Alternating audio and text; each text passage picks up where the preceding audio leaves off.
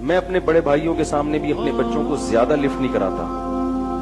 حالانکہ وہ ان کو کوئی سے غرض نہیں ہے، لیکن ان کو یہ احساس ہوگا کہ ہم بڑے ہیں اور یہ کیا کر رہے ہیں، چھوٹوں کو ترجیح دے رہے ہیں، حالانکہ وہ ان چیزوں کو نوٹ نہیں کرتے، لیکن میں اس کا اہتمام کرتا ہوں۔ میرا بڑے بھائی جب آئے تو اپنے بچوں کو زیادہ فری نہیں کراتا، سمجھ رہے ہیں؟ یہ کرنی پڑتی ہے احتیاط۔ اسی طرح میرے بھائی جو نئی جن کی ہوئی بھی ہو، نسخے نہیں مانگا کرو، یہ مشورہ لیا کرو کہ کوئی ایسا عمل بتائیں کہ والدہ کے دل میں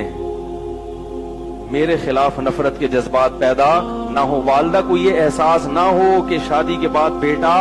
بدل گیا ہے۔ ماں کے دل پہ آرے چلتے ہیں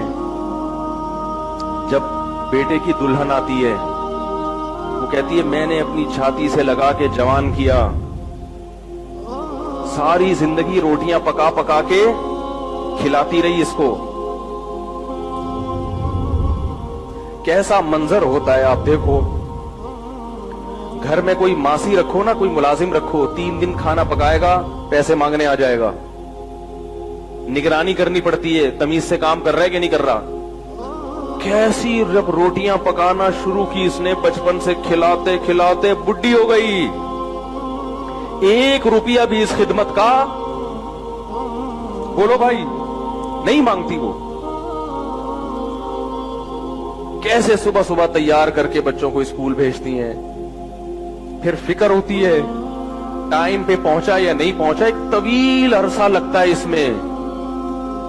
ٹوٹ کے محبت کرتی ہے، اسے پتا ہے کہ میری زندگی میں ایسی محبت یہ کسی اور کو نہیں دے گا، ایسی جذباتی۔ جب دلہن آتی ہے تو ماں کو یہ احساس ہوتا ہے کہ میں پرانی ہوں اور یہ کیا ہے، نہیں ہے۔ اس وقت اولاد کی ذمہ داری ہے کوئی ایسا عمل ماں کے سامنے نہ کرے جس سے ماں کو یہ احساس ہو کہ یہ بیٹا شادی کے بعد بولو بھائی بدل گیا ہے۔ اس لیے اپنی آنے والی بیگم کو بتا دیا کرو کہ بند کمرے میں محبت کی باتیں کریں گے، بند کمرے میں کہوں گا تمہارے لیے چاند، اب وہ تو یہ کرے گا ہی نہیں، وہ تو ایزی لوڈ شادی سے پہلے ہوتا ہے، اب تو ویسے ہی بدل جاتا ہے بندہ۔ تو اس کو بتا دو بیگم بند کمرے میں تم میری معشوقہ ہو، میری محبوبہ ہو، اماں کے سامنے کون ہے پہلے، اماں ہے، اماں کے سامنے میں تمہاری طرف دیکھوں گا بھی نہیں، اماں کے سامنے ہی آئی لو یو، میں تمہارے پہ جان نثار، میں تمہیں مرتا ہوں، اماں کے سامنے شروع کر دیتے ہیں بات، اماں کے سامنے اسی کی سائڈ، اماں صحیح تو کہہ رہی ہے، اماں یہ تو صحیح کہہ رہی ہے بیگم میری، وہ بیچاری ایسے جیسے تیل کی کڑھائی پہ کوئی جل رہا ہو،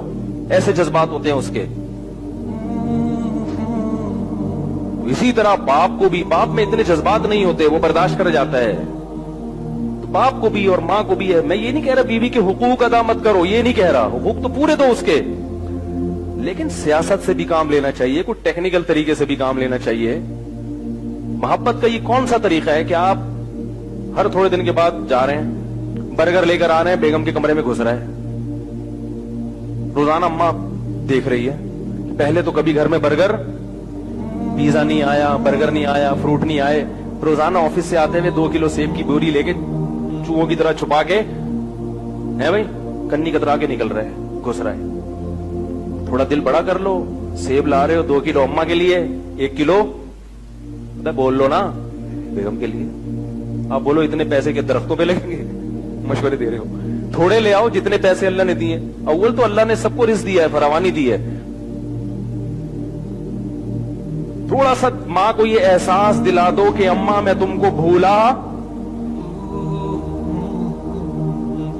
نہیں ہوں، میں بھولا نہیں ہوں، یہ احساس دلا دو باپ کو بھی ماں کو بھی۔ تو اللہ نے والدین کو ایسا جگر دیا ہے کہ وہ خود آپ سے کہیں گے کہ بیٹا تھوڑا بیگم کو بھی ٹائم دے دیا کرو، ان کو یہ احساس دلاؤ کہ ہم بدلے نہیں ہیں، ہمارے دل میں جتنی محبت آپ کی پہلے تھی وہ محبت اب بڑھ گئی ہے، کم نہیں ہوئی ہے، یہ احساس دلانا پڑتا ہے۔ آج کل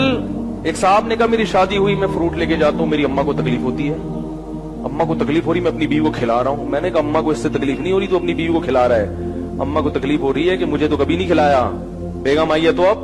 خربوزے بھی آ رہے ہیں اور تربوز بھی آ رہا ہے۔ समझ में नहीं आ रही बात। और मैंने कहा अलग ले जाके कमरे में बेगम के साथ खाओ ही नहीं, अम्मा के साथ बैठो, बेगम को बोलो आ जाओ। बेगम कहेगी मैं तो आई हूं कुर्बानी दे के, तो बेगम से बोलो तुम्हारा टाइम 9 बजे के बाद शुरू हो